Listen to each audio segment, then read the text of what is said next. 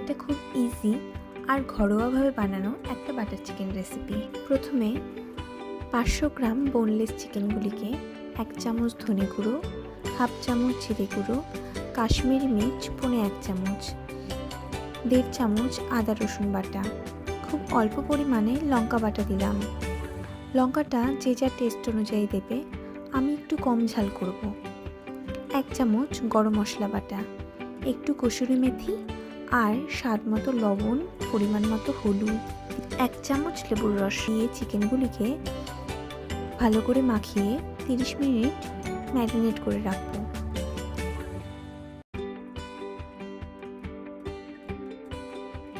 গ্রেভির জন্য আমি 4টে মাঝারি সাইজের পেঁয়াজ কেটে নিলাম আর 4টে টমেটো রাফলি কেটে নিলাম। তারপর কড়াইতে সাদা তেল ও বাটার দিয়ে তার মধ্যে গোটা গরম মশলা ফোড়ন দিয়ে দিলাম। গোটা গরম মশলা ছিল 3টে ছোটো এলাচ, 2 টুকরো দারচিনি, 1টা বড় এলাচ, 5টি লবঙ্গ। হালকা ভেজে তার মধ্যে টমেটো দিয়ে নাড়াচাড়া করে লবণ হলুদ দিয়ে দিলাম। টমেটো কিছুক্ষণ ভাজার পর পেঁয়াজ দিয়ে আরও কিছুক্ষণ ভেজে নিতে হবে।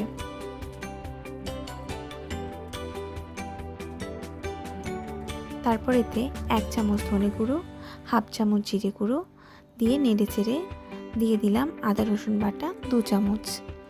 এবার এটাকে ভালো করে ভেজে নিতে হবে যাতে মশলার কাঁচা গন্ধ না থাকে। আমি একটু জল দিয়ে আরও একটু কষিয়ে নিলাম।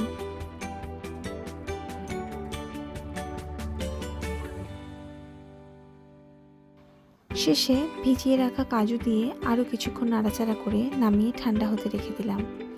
ঠান্ডা করে মিক্সিতে এটির একটি ভালো পেস্ট বানিয়ে নিতে হবে।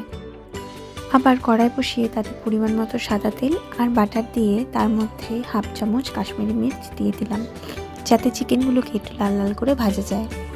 এবার কড়াইতে ম্যারিনেট করা চিকেনগুলো দিয়ে দিলাম। এবার এগুলোকে ভালো করে ভেজে নিতে হবে।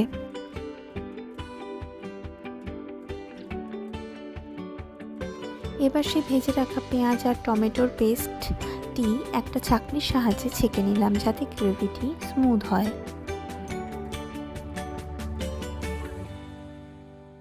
এবার কড়াইতে বাটার আর অল্প পরিমাণে সাদা তেল দিয়ে বানিয়ে রাখা পেস্টটি দিয়ে এটিকে কিছুক্ষণ ফোটাবো।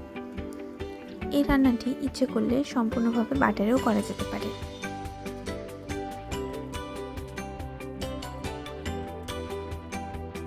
এবার গ্রেভির মধ্যে চিকেনগুলোকে দিয়ে দিলাম। গ্রেভির মধ্যে চিকেনগুলোকে দিয়ে ভালো করে মিশিয়ে নিতে হবে আর কিছুক্ষণ ফোটাতে হবে। নামানোর আগে কসুরি মেথি আর ক্রিম দিয়ে ভালো করে নেড়ে চেড়ে আরও কিছুক্ষণ ফোটাবো যাতে গ্রেভির মধ্যে চিকেনের ফ্লেভার ভালোভাবে মিশে যায়।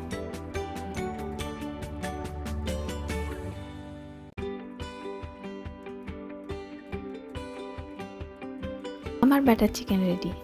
উপরে একটু ক্রিম ছড়িয়ে দিলাম আর পরিবেশন করলাম নানের সাথে।